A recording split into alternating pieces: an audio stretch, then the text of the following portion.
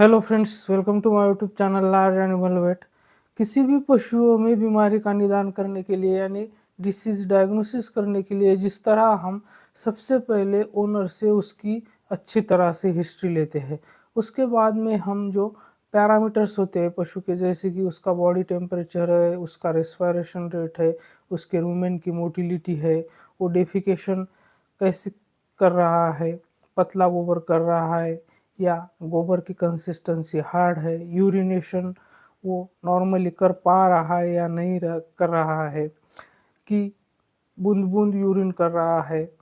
तो ये सारी बातें हम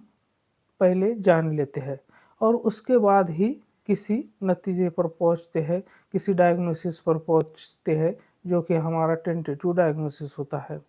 तो ठीक उसी तरह से जिस तरह से हिस्ट्री और पैरामीटर्स इम्पॉर्टेंट होते हैं किसी भी रोग का निदान करने के लिए, किसी भी डिसीज को डायग्नोज करने के लिए, तो ठीक उसी तरह से हमारा जो ऑब्जर्वेशन होता है तो वो भी उतना ही इम्पोर्टेंट होता है किसी भी रोग का निदान करने के लिए। कभी भी हम जब हिस्ट्री लेते हैं, पैरामीटर्स लेते हैं, तो हमें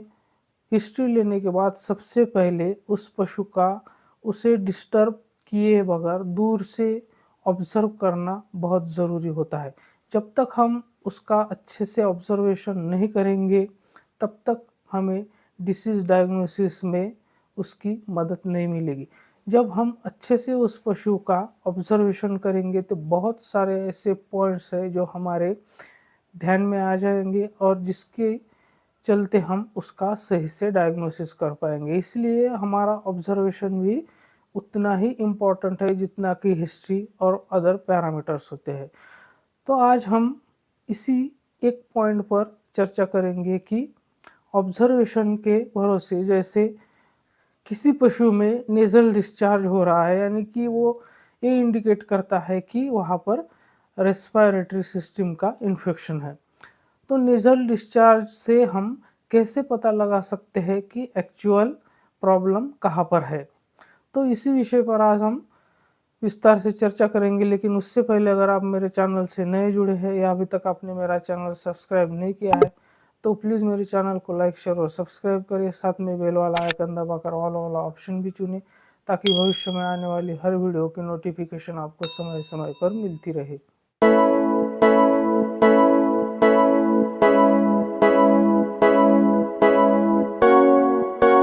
तो अब हम बात करते हैं कि नेज़ल डिस्चार्ज में हमें एक्चुअल में क्या देखना है, जिससे हमें पता लग सके कि एक्चुअल प्रॉब्लम कहाँ पे है। तो नेज़ल डिस्चार्ज जैसे कि वो यूनिलैटरल है या बायलैटरल है, यानी कि एक नाक से आ रहा है या दोनों जो नोस्ट्रिल्स है वहाँ से आ रहा है। उसके बाद में अगर उसमें ब्लड आ रहा है तो वो इवनली मिक्स आ रहा है या अनइवनली मिक्स आ रहा है, उसमें फाइन बबल्स है या कोर्स बबल है। अगर ब्लड आ रहा है तो वो ब्राइट रेड कलर का है या कॉफ़ी कलर का है। तो इन सारी बातों को देखकर हम एक्चुअल कहाँ पर प्रॉब्लम है और क्या प्रॉब्लम है इसका पता लगा सकते हैं। तो चलिए शुरू करते हैं। सबसे पहले हम नेज़ल डिस्चार्ज जो आ रहा है वो यूनिलैटरल है या बायलैटरल है, यानी कि दोनों नॉस्ट्रिल्स से नेज़ल डिस्चार्ज आ रहा है या फिर एक नॉस्ट्रिल से नेज़ल डिस्चार्ज आ रहा है। तो अगर एक नॉस्ट्रिल से नेज़ल डिस्चार्ज आ रहा है, इसका मतलब है कि वो लोकल इन्फेक्शन है। वहाँ पर एक नॉस्ट्रिल्स में ही सिर्फ प्रॉब्लम है, वहाँ पर कुछ इन्फ्लेमेशन या इन्फेक्शन हो सकता है। अगर डिस्चार्ज दोनों नॉस्ट्रिल से आ रहा है यानी कि बायलैटरल है, तो हमें वो ये इंडिकेट करता है कि वहाँ पर सिस्टमिक इन्वॉल्वमेंट है या सिस्टमिक इन्फेक्शन है। तो इस तरह से अगर यूनिलैटरल डिस्चार्ज है तो इसका मतलब ये है कि वो लोकल इन्फेक्शन है, और अगर बायलैटरल है तो इसका मतलब ये है कि वहाँ पर सिस्टमिक इन्वॉल्वमेंट है। अब अगली बात जो हमें नेज़ल डिस्चार्ज में देखनी है तो वो ये है कि नेज़ल डिस्चार्ज की कंसिस्टेंसी कैसी है। तो नेज़ल डिस्चार्ज की कंसिस्टेंसी अगर वाटरी है तो क्या हो सकता है, या फिर म्यूकोपुरुलेंट है तो वहाँ पर क्या हो सकता है, और थिक या फिर चीज़ी है तो वहाँ पर क्या हो सकता है। तो सबसे पहले हम बात करते हैं कि नेज़ल डिस्चार्ज अगर वाटरी है, यानी कि पतला है, तो इसका मतलब है कि वो इन्फ्लेमेशन की अर्ली स्टेज है। मतलब इन्फ्लेमेशन जो है वो क्रॉनिक नहीं हुआ है, अभी वो इन्फ्लेमेशन की अर्ली स्टेज है। और वही अगर जो नेज़ल डिस्चार्ज है वो म्यूकोपुरुलेंट आता है, तो इसका मतलब ये है कि ये इन्फ्लेमेशन की लेटर स्टेज है, यानी कि इन्फ्लेमेशन को थोड़ा समय हो चुका है, मतलब कि दूसरी स्टेप इन्फ्लेमेशन की है। तो म्यूकोपुरुलेंट का मतलब होता है कि उस डिस्चार्ज में म्यूकस और पस आ रहा है। और अगर वही नेज़ल डिस्चार्ज जो है वो थिक टू चीज़ी आ रहा है, मतलब कि गाढ़ा आ रहा है, और जो कॉटेज चीज़ होता है उसकी तरह उसका जो वाइट कलर है और गाढ़े कलर का है, तो इसका मतलब ये है कि ये जो इन्फ्लेमेशन है वो क्रॉनिक हो चुका है। तो अब हम बात करते हैं कि नेज़ल डिस्चार्ज में अगर ब्लड आ रहा है, यानी कि नेज़ल डिस्चार्ज के साथ ब्लीडिंग हो रही है, तो वो ब्लड अगर अनइवनली मिक्स है, नेज़ल डिस्चार्ज के साथ वो ब्लड अनइवनली मिक्स है, मतलब कि वो समान तौर पर उसमें मिक्स नहीं है, तो इसका मतलब है वो ब्लीडिंग जो है वो अपर रेस्पिरेटरी ट्रैक्ट से हो रही है। वो ब्लीडिंग का जो ओरिजिन है वो अपर रेस्पिरेटरी ट्रैक्ट है। और अगर वही ब्लीडिंग इवनली मिक्स है डिस्चार्ज के साथ, मतलब कि पूरे डिस्चार्ज में ब्लड मिला हुआ आ रहा है इवनली, समान तौर पर पूरे डिस्चार्ज में, तो इसका मतलब है कि वो ब्लीडिंग जो है वो उसका ओरिजिन है वो लोअर रेस्पिरेटरी ट्रैक्ट से आ रहा है। तो अब हम बात करते हैं कि अगर नेज़ल डिस्चार्ज में बबल्स आ रहे हैं, तो उससे भी हम पता लगा सकते हैं कि उसका ओरिजिन कहाँ से है। तो जैसे कि अगर नेज़ल डिस्चार्ज में कोअर्स बबल आ रहे हैं, यानी कि बड़े-बड़े एयर बबल अगर आ रहे हैं, तो इसका मतलब ये है कि वो जो डिस्चार्ज आ रहा है उसका ओरिजिन जो है वो तो एक तो फेरिंक्स है या फिर नेज़ल कैविटी है। मतलब कि अगर डिस्चार्ज में बड़े-बड़े बबल आ रहे हैं, जिसे हम कोअर्स बबल कहते हैं, तो वो ये इंडिकेट करता है कि वो जो डिस्चार्ज आ रहा है वो फेरिंक्स या नेज़ल कैविटी से आ रहा है।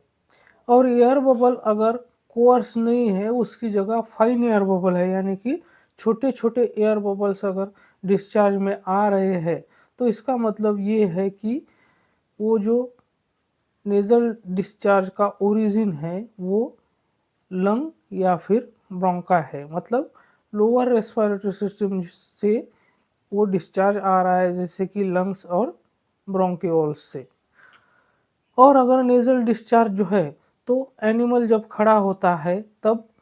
जो नॉर्मली उसका नेज़ल डिस्चार्ज आ रहा है, लेकिन जब वो अपनी गर्दन नीचे झुकाता है या सिर नीचे करता है, तब अगर नेज़ल डिस्चार्ज बढ़ जाता है, ज़्यादा मात्रा में नेज़ल डिस्चार्ज होने लगता है जब पशु गर्दन नीचे झुकाता है, तो इसका मतलब ये है कि उसमें साइनोसाइटिस है। और नेज़ल डिस्चार्ज में अगर ब्लड आ रहा है, तो वहाँ पर नेज़ल ग्रैनुलोमा हो सकता है, नेज़ल पॉलिप हो सकता है, वहाँ पर कोई लोकल इंजरी हो सकती है, या फिर जो ब्लीडिंग डिसऑर्डर हो सकती है, उसकी वजह से वहाँ पर ब्लीडिंग हो रही है। ब्लड अगर फ्रेश है, ब्राइट रेड कलर का है और उसमें बबल्स है, इसका मतलब उस ब्लड का जो ओरिजिन है वो लंग से है, यानी कि वो जो ब्लड आ रहा है वो लंग से आ रहा है, जिसे हम हीमोप्टाइसिस के नाम से जानते हैं। और अगर वही ब्लड डार्क कलर का है, कॉफ़ी कलर का है, और उसमें अगर एयर बबल नहीं है, इसका मतलब है उस ब्लड का ओरिजिन जो है वो स्टमक से है या फिर वोमिट से है, यानी कि वो जो ब्लड आ रहा है वो स्टमक से आ रहा है, वोमिटिंग से आ रहा है। तो इस तरह से अगर हम इन बातों का ध्यान रखते हैं, तो हमारा ऑब्ज़र्वेशन अगर सही है, हम अच्छे से ऑब्ज़र्व करते हैं, तो इन बातों को हम डिफ़रेंशिएट करके डायग्नोसिस जो है वो परफ़ेक्ट कर सकते हैं। और अगर हमारा डायग्नोसिस परफ़ेक्ट होगा, तो वहाँ पर हम ट्रीटमेंट भी अच्छी दे सकते हैं, स्पेसिफ़िक ट्रीटमेंट दे सकते हैं और पशुओं की जान बचा सकते हैं। तो मेरे साथ बने रहने के लिए आपका बहुत-बहुत धन्यवाद।